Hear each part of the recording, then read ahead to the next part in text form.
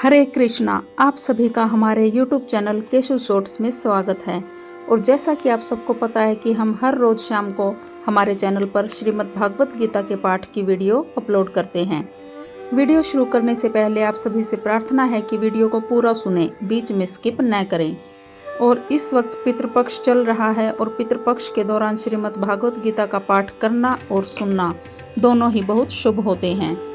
इससे हमारे पूर्वजों को शांति मिलती है और हमें उनका आशीर्वाद प्राप्त होता है।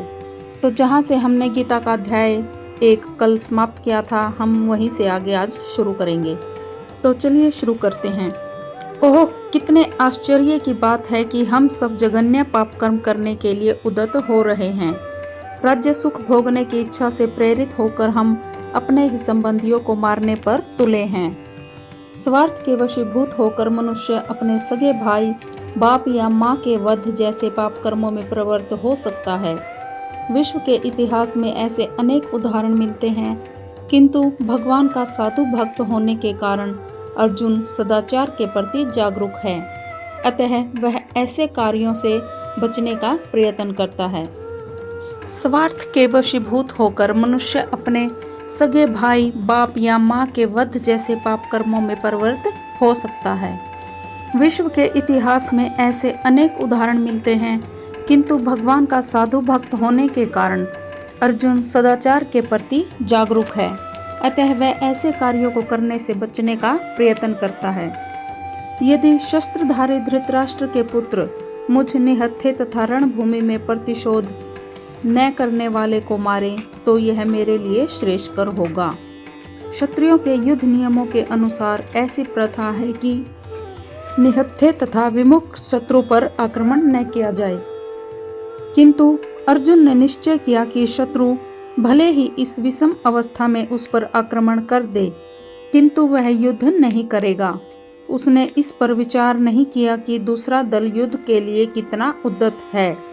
इन सब लक्षणों का कारण उसकी दयाद्रता है, जो भगवान के महान भक्त होने के कारण उत्पन्न हुई। संजय ने कहा, युद्ध भूमि में इस प्रकार कहकर अर्जुन ने अपना धनुष तथा बाण एक ओर रख दिया और शोक संतप्त चित्त से रथ के आसन पर बैठ गया।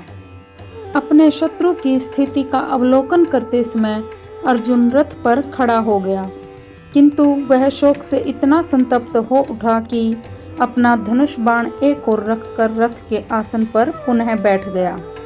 ऐसा दयालु तथा कोमल हृदय व्यक्ति जो भगवान की सेवा में रत हो, आत्मज्ञान प्राप्त करने के योग्य है। और इस प्रकार भगवत गीता के प्रथम अध्याय कुरुक्षेत्र के युद्ध स्थल में सैन्य निरीक्षण का भक्ति वेदांत तात्पर्य पूर्ण हुआ। अब हम अध्याय 2 का पाठ करेंगे। अध्याय 2 है गीता का सार। संजय ने कहा, करुणा से व्याप्त शोकयुक्त अश्रुपूरित नेत्रों वाले अर्जुन को देखकर मधुसूदन कृष्ण ने ये शब्द कहे।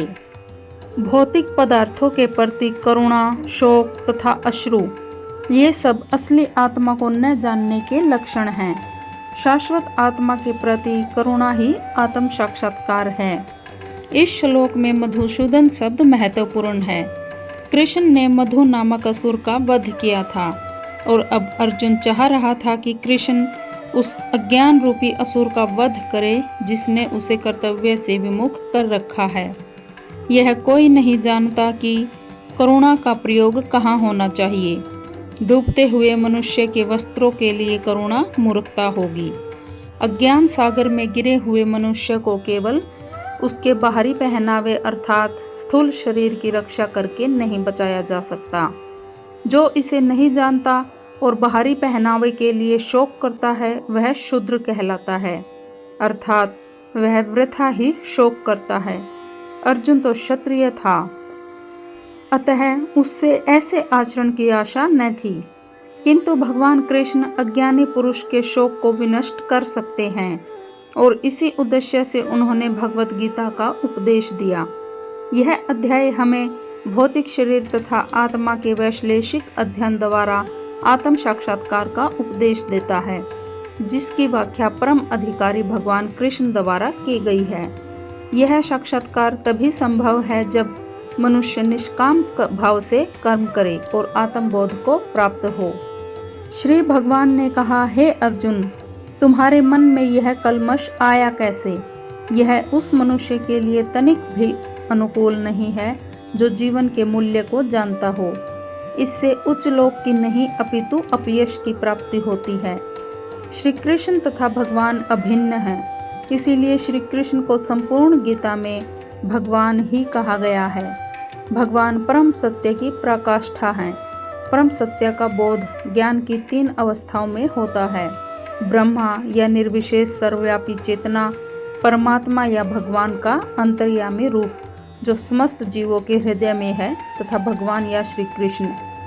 परम सत्य का ज्ञाता परम सत्य का अनुभव ज्ञान की 3 अवस्थाओं में करता है और ये सब अवस्थाएं एक रूप हैं। ये ब्रह्मा, परमात्मा तथा भगवान के रूप में व्यक्त की जाती हैं। इन 3 दिव्य पक्षों को सूर्य के दृष्टांत द्वारा समझाया जा सकता है, क्योंकि उनके भी 3 भिन्न भिन्न पक्ष होते हैं, यथा धूप, सूर्य की सतह तथा सूर्यलोक स्वयं। जो सूर्य के प्रकाश का अध्ययन करता है वह नौसिखिया है। जो सूर्य की सतह को समझता है वह कुछ आगे बढ़ा हुआ होता है, और जो सूर्यलोक में प्रवेश कर सकता है वह उच्चतम ज्ञानी है। जो नौसिखिया सूर्य प्रकाश, उसकी विश्व व्याप्ति तथा उसकी निर्विशेष प्रकृति के अखंड तेज के ज्ञान से तुष्ट हो जाता है, वह उस व्यक्ति के समान है जो परम सत्य के ब्रह्म रूप को ही समझ सकता है। जो व्यक्ति कुछ अधिक जानकार है वह सूर्य गोले के विषय में जान सकता है, जिसकी तुलना परम सत्य के परमात्मा स्वरूप से की जाती है। जो व्यक्ति सूर्यलोक के अंतर में प्रवेश कर सकता है या उसकी तुलना उससे की जाती है जो परम सत्य के साक्षात रूप की अनुभूति करता है। अतः जिन भक्तों ने परम सत्य के भगवान स्वरूप का साक्षात्कार किया है वे सर्वोच्च अध्यात्मवादी हैं। यद्यपि परम सत्य के अध्ययन में रत सारे विद्यार्थी एक ही विषय के अध्ययन में लगे हुए हैं, सूर्य का प्रकाश, सूर्य का गोला तथा सूर्यलोक की भीतरी बातें। इन तीनों को एक दूसरे से विलग नहीं किया जा सकता। फिर भी तीनों अवस्थाओं के अध्येता एक ही श्रेणी के नहीं होते। संस्कृत शब्द भगवान की व्याख्या व्यासदेव के पिता पराशर मुनि ने की है। समस्त धन, शक्ति, यश, सौंदर्य, ज्ञान तथा त्याग से युक्त परम पुरुष भगवान कहलाता है। ऐसे अनेक व्यक्ति हैं जो अत्यंत धनी हैं, अत्यंत शक्तिमान हैं, अत्यंत सुंदर हैं और अत्यंत विख्यात, विद्वान तथा विरक्त भी हैं, किंतु कोई साधिकार यह नहीं कह सकता कि उसके पास सारा धन, शक्ति आदि है।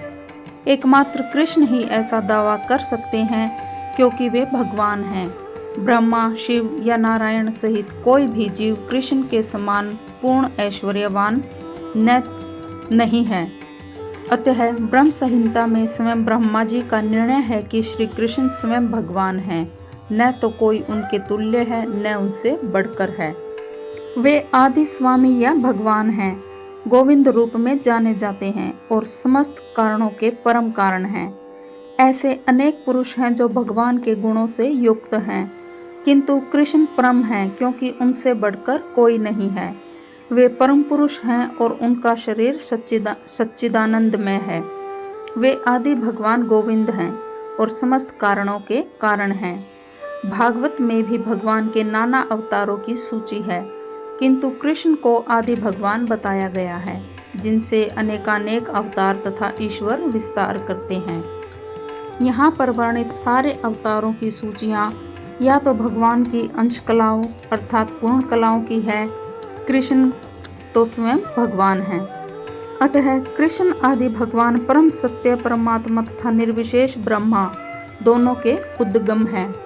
भगवान की उपस्थिति में अर्जुन द्वारा स्वजनों के लिए शोक करना सर्वथा अशोभनीय है। कृष्ण ने कुतः शब्द से अपना आश्चर्य व्यक्त किया है। आर्य जैसी सभ्य जाति के किसी भी व्यक्ति से ऐसी मलिनता की उम्मीद नहीं की जा सकती।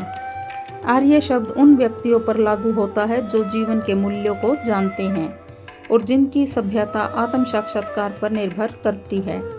देहात्म बुद्धि से प्रेरित मनुष्यों को यह ज्ञान नहीं रहता कि जीवन का उद्देश्य परम सत्य विष्णु या भगवान का साक्षात्कार है। वे तो भौतिक जगत के ब्रह्म स्वरूप से मोहित हो जाते हैं, अतः वे यह नहीं समझ पाते कि मुक्ति क्या है। जिन पुरुषों को भौतिक बंधन से मुक्ति का कोई ज्ञान नहीं होता वे अनार्य कहलाते हैं।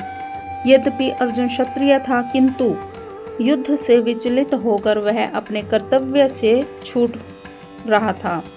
उसकी यह कायरता अनार्यों के लिए ही शोभा देने वाली हो सकती है। कर्तव्य पथ से इस प्रकार का विचलन न तो आध्यात्मिक जीवन में प्रगति करने में सहायक बनता है और न ही इससे इस संसार में ख्याति प्राप्त की जा सकती है। भगवान कृष्ण ने अर्जुन द्वारा अपने स्वजनों पर इस प्रकार की करुणा का अनुमोदन नहीं किया। तो आज के हमारे गीता के पाठ को हम यहीं पर समाप्त करते हैं। और अगर आपको हमारी वीडियो पसंद आई हो तो वीडियो को लाइक और शेयर जरूर कीजिए और चैनल को सब्सक्राइब करके घंटे का बटन जरूर दबाएं। और जिसने भी यह वीडियो पूरी सुनी है, भगवान श्री कृष्ण उन सभी पर अपनी कृपा बनाए रखे और उनके पूर्वजों को शांति प्रदान करे और उन सबको भी उनके पूर्वजों का आशीर्वाद प्राप्त हो। हरे कृष्णा।